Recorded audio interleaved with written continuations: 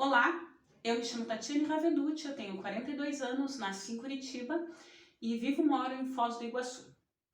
Eu comecei o meu envolvimento com o teatro já muito cedo, ainda na adolescência, e esse envolvimento ele é determinante na escolha da minha profissão. Então eu comecei, a partir dessa experiência, eu decidi que eu ia fazer a Faculdade de Artes do Paraná, o curso de licenciatura em Artes Cênicas, e esse curso foi muito transformador e constituidor na minha identidade profissional.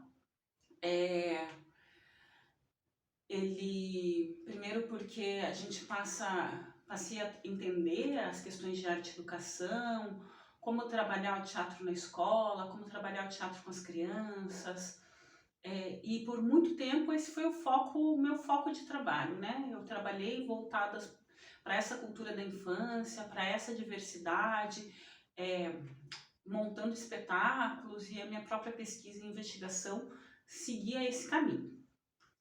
Posteriormente, eu comecei a me envolver com a produção cultural, e então eu senti necessidade de dar continuidade aos meus estudos, e na época eram escassos as oportunidades de estudo na área de gestão de cultura.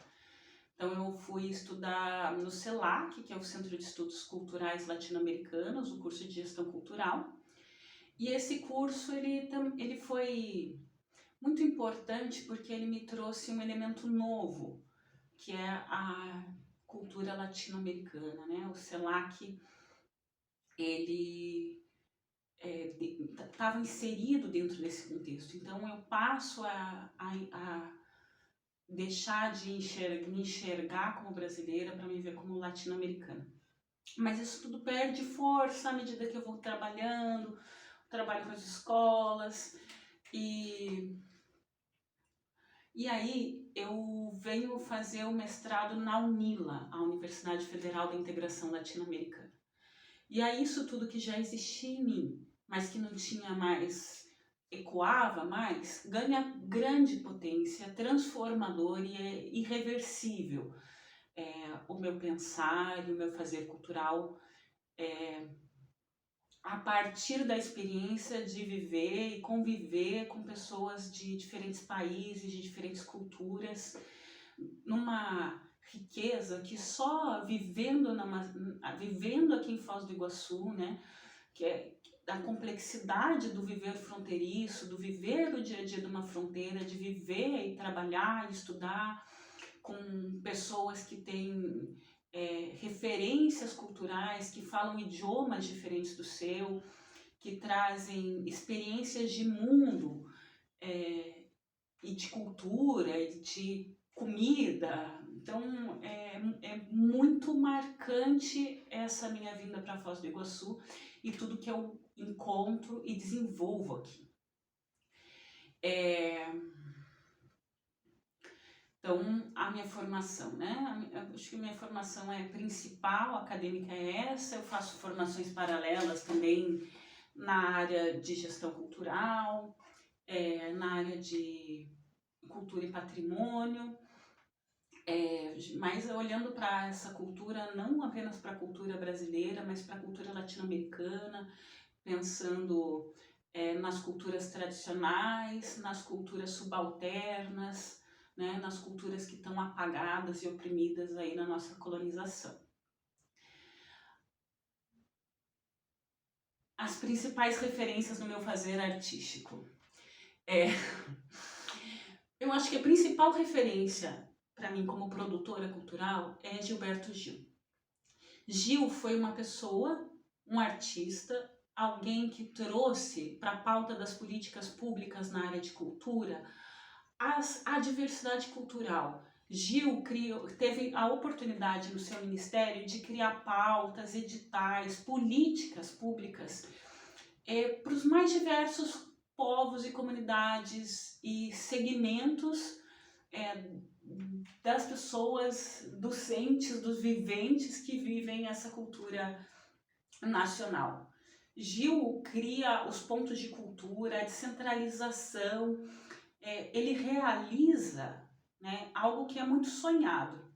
Eu tenho aqui que dizer que eu fui ingênua, que a ingenuidade da juventude. Eu achava que isso tudo era um território conquistado, que era irreversível, né? Eu ficava muito feliz e esfuziante com essa conquista do Gil, porque eu achava que era irreversível. E aí eu caio na realidade, né? A maturidade faz isso comigo e a gente vive aí momentos muito diversos e muito distintos. Mas para mim, como produtora cultural, Gil é uma referência inegável.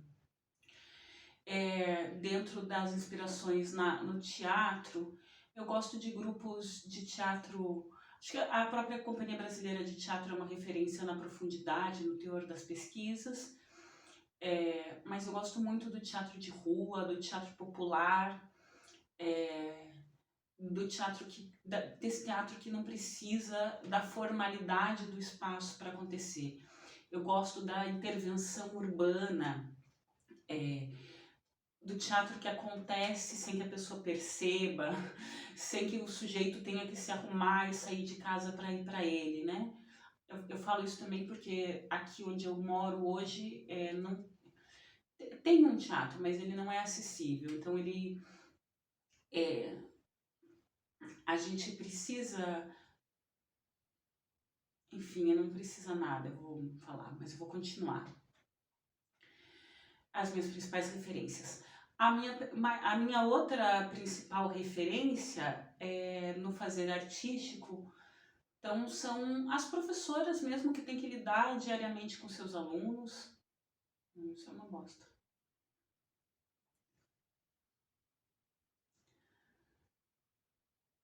Tá. As principais obras que têm a minha participação, eu acho que eu gostaria de destacar as mais relevantes atualmente, que é o documentário Portunhol, que é um documentário que fala da língua e da linguagem no contexto fronteiriço. Então, o idioma é o protagonista. Então, esse é o momento. É uma equipe que grava, eu faço parte dessa equipe, faço parte da pesquisa e da escolha dos personagens nesse território aqui na região de Foz do Iguaçu. Então, a gente se relaciona com os hispanohablantes, né? O portunhol, ele não é reconhecido como um idioma oficial, mas ele é o idioma oficial da fronteira. Todos nós outros falamos um pouco de portunhol. É impossível, não? Então, e o portunhol é reconhecido, as crianças falam portunhol, todo mundo fala portunhol. Também queria falar um pouco do trabalho Vagamundo, o Alto do Migrante. Aqui em Foz eu passo a fazer teatro com um grupo de migrantes. Então, a gente vive e trabalha nessa fronteira, né?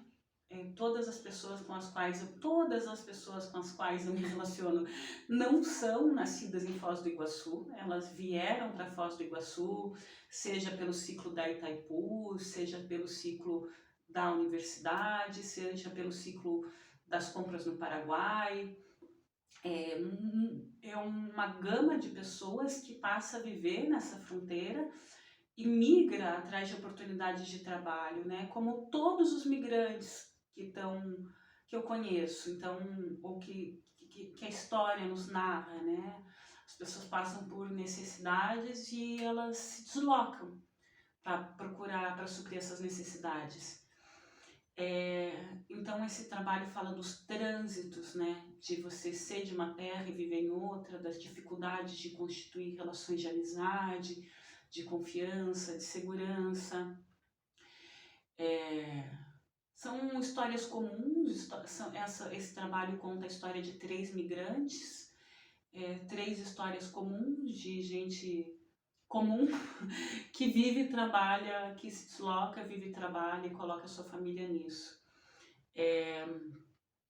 E aí também eu trago para cá, para a pauta, um trabalho que a gente fez na área de teatro, mas já experimentando a linguagem do audiovisual que a gente fez durante o período pandêmico, que foi Querido Papá, que foi uma experimentação cênica, né, a partir das plataformas aí multimídias e disponibilizou o trabalho e tal.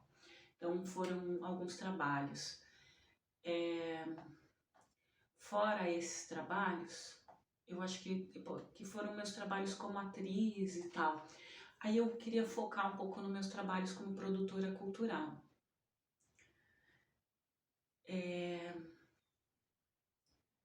Bom, como produtora cultural eu tenho uma carreira já bastante tempo, né? Então eu trabalhei algum período em produtoras culturais independentes, né, fazendo produtos e projetos de teatro-escola, trabalhando em escolas, montando espetáculos de arte e educação para circulação em colégios, escolas, sempre com recursos do fundo, sempre não, mas em grande parte com recursos do Fundo Municipal de Cultura da Prefeitura de Foz em Curitiba, né? Mecenato, fundo, enfim, montando trabalhos, circulando com eles. E aí eu trabalhei também, não sei se eu falei isso já ou não, mas eu trabalhei como professora de teatro na Fundação Cultural. Foi minha primeira experiência de trabalho, foi nessa experiência na Fundação Cultural. Eu dei aula de teatro por 10 anos, e aí eu tive o mesmo grupo, né, um grupo que começou comigo quando eles tinham 8 anos e ficaram até os 18. Então alguns deles saíram, foram para a faculdade, enfim. Depois disso eu fui trabalhar no SESC e na produção cultural corporativa. No SESC eu era responsável, o principal projeto que eu cuidava era o projeto Palco Giratório. Foi uma experiência de crescimento profissional e estético e referencial que é transformador na minha vida, porque era a pauta do meu trabalho assistir a produção cultural de todo mundo, de todos os lugares. Então, além da experiência de estar nos festivais e de assistir e participar disso tudo, eu tinha como dever assistir a produção cultural do meu estado para indicá-la para circulações nacionais. E tinha como dever assistir a produção cultural de outros estados para elencar os trabalhos que nós íamos trazer para o nosso estado. Então é um projeto de intercâmbio. E esse é o maior valor desse projeto, né? De você oportunizar um grande circuito, extenso circuito de trabalho por todas as regiões, por todo o território nacional. Depois, a parte desse trabalho, eu também era responsável pelo FEMUSIC, não responsável principal, mas eu era da equipe de trabalho do FEMUSIC, e aí eu tive a oportunidade de trabalho com a música também, né, nessa perspectiva de mostra, de trazer artistas do Brasil inteiro para se apresentar no Paraná, e de trocar e realizar uma produção, um grande show com rigor técnico, qualidade, enfim, uma produção muito expressiva. Também fiz parte da equipe de implementação do projeto Paraná Junino. Então foi o projeto que implementou as festas juninas no SESC, né, como grandes eventos. Então foram eventos para 20 mil pessoas na cidade de Curitiba, Foz do Iguaçu e Londrina. Numa tentativa de criar essa tradição mesmo, e essa tradição permaneceu até o período aí antes da pandemia, né? Depois que eu saio do SESC, eu venho para a região de Foz do Iguaçu e eu passo a trabalhar na região de fronteira. E aqui, assim, eu agrego um pouco dessa experiência que eu trago, né, para esse contexto dos municípios lindeiros, que é a região que eu atuo profissionalmente hoje. Então, aqui também eu realizo, junto com a Rede Regional de Cultura e Patrimônio do Oeste do Paraná, uma rede que agrega o trabalho de gestores, artistas, realizadores e fazedores culturais, e a gente realiza junto, em parceria, circulação de espetáculos. A gente realizou ainda esse ano, quer dizer, o ano passado, o ano de 2021, mesmo em período pandêmico, 93 apresentações. a gente teve um público de quase 30 mil pessoas assistindo os espetáculos. Isso com pequenas apresentações, respeitando todas as regras sanitárias, né? As escolas voltaram e quando a gente voltou a realizar as atividades de arte e educação, a gente voltou a realizar os espetáculos, o circuito de espetáculos nas escolas. São cerca de 130 profissionais que fazem parte dessa circulação, que vão circular, né? A gente realizou a circulação só de alguns e aí agora a gente retoma, né, para o próximo momento mais alguns outros. Nós realizamos algumas exposições, tomamos o cuidado de serem exposições que não são táteis, né? Então são exposições apenas para o olhar. E aí eu vou falar um pouquinho desse trabalho de exposição. Junto com a rede a gente fez o Panorama das Artes Visuais da BP3, que foi o primeiro mapeamento de artistas, aí mapeado 150 artistas de artes visuais aqui no território oeste. A gente realizou um catálogo, então existe um catálogo impresso desse material e uma exposição, uma mostra que circulou por 3 cidades, Cascavel, Toledo e Foz do Iguaçu, reunindo a obra desses artistas. Essa mostra foi desmontada já, as obras foram devolvidas. No período que tudo estava fechado, a gente optou por realizar alguns tours virtuais. Então, 4 museus foram selecionados, né? 4 museus dos 18 da região foram selecionados para ter os seus tours virtuais disponibilizados para quem quiser, para quem tiver interesse. O Museu Celso Formioli, de Cascavel, o Museu de Arte de Cascavel, o Museu de Porto Mendes e o Ecomuseu de Itaipu. Também aí, aliando essa ferramenta de arte e educação e das linguagens, a gente fez uma websérie conhecendo o Ecomuseu de Itaipu. Então, a gente fez uma visita guiada, mediada, em que a gente apresenta os espaços e fala e narra, né, faz essa mediação cultural mesmo e apresenta 4 episódios. A linha do tempo, a história da região, o empreendimento, a história da usina, nossos territórios na Bacia do Paraná 3 e o nosso patrimônio, preservação e conhecimento. A Bacia do Paraná 3 é o elemento que me agrupa e que me solidifica nesse território, né? Ele é constituído pelos municípios, os 29 municípios que são afluentes do Rio Paraná. Então, o nosso trabalho se agrupa por uma bacia hidrográfica.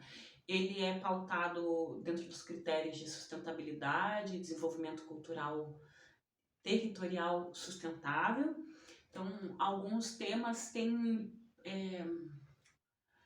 predomínio sobre outros, né? Temas ligados ao meio ambiente, à preservação de recursos, à ecologia, à agroecologia, eles são mais valorizados que temas com outras discussões.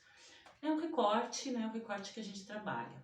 A gente fez um mural, um grande mural de aproximadamente 600 metros quadrados, 190 metros quadrados, o mural A Energia das Águas, na cidade de Foz do Iguaçu.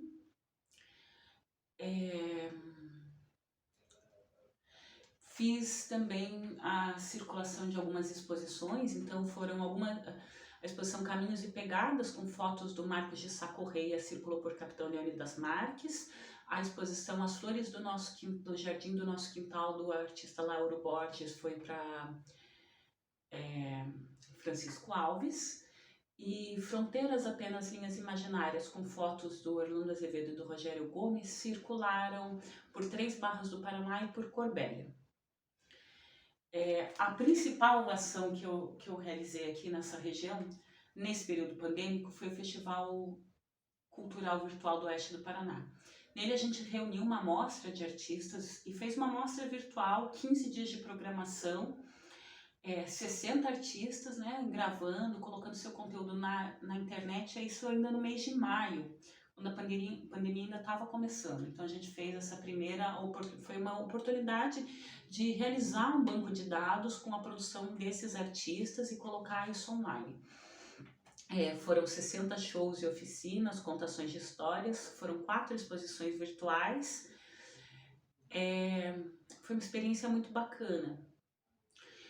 Bom, as coisas não pararam, então a gente fez o curso de educação patrimonial para professores, isso pensando no patrimônio cultural aqui da região, né, pensando no patrimônio edificado, mas também nas tradições culturais, nas suas fundamentações teóricas e na sua aplicabilidade aqui para a região. Eu participei como parceira do projeto Encontro de Ori, então um projeto de cultura popular e diálogos no contexto fronteiriço, né? A gente realizou 5 mesas de debates e 3 oficinas, e foram todas transmitidas online em páginas, né? Evebela, que foi a parceira desse trabalho. Então a gente discutiu a potencialidade, né? Tanto da cultura afro, as oficinas foram transmitidas online. E o trabalho que eu tenho muito orgulho de fazer aqui é o projeto Correnteza Cultural. A Correnteza é um projeto que circula artistas da região nessa região. Então, se a bacia do Paraná 3 é o elemento que nos une, nos agrega, ela tem uma força nessa correnteza, né? Essas águas têm uma força e a gente faz a circulação pelas escolas. Então, artistas, a gente abriu um credenciamento de artistas, 137 artistas participaram deles e agora a gente está circulando esses artistas com oficinas e espetáculos nessa região. Acho que essa é a minha produção mais recente. Acho que a principal mudança que a gente trouxe, que a pandemia trouxe, é a perca da potência do encontro, né? A gente sabe que a arte tem a potência do encontro, a potência do calor, a potência do abraço, do olho no olho. E ter que adaptar essa programação, ter que adaptar o fazer artístico, ser responsável por gerar trabalho e renda para os artistas nesse momento, sabendo que todo mundo precisa muito do trabalho, estando na administração de um recurso, de uma ação, podendo fazer isso, isso tem um peso e uma responsabilidade muito grande e eu sou muito consciente da produção, do meu papel nessa cadeia produtiva. Então, manter essa cadeia ativa, manter contratações, manter o ciclo de oficinas funcionando, né? Eu ainda não falei também, mas ainda a gente fez 10 oficinas em vídeo, aliando temas de meio ambiente com cultura.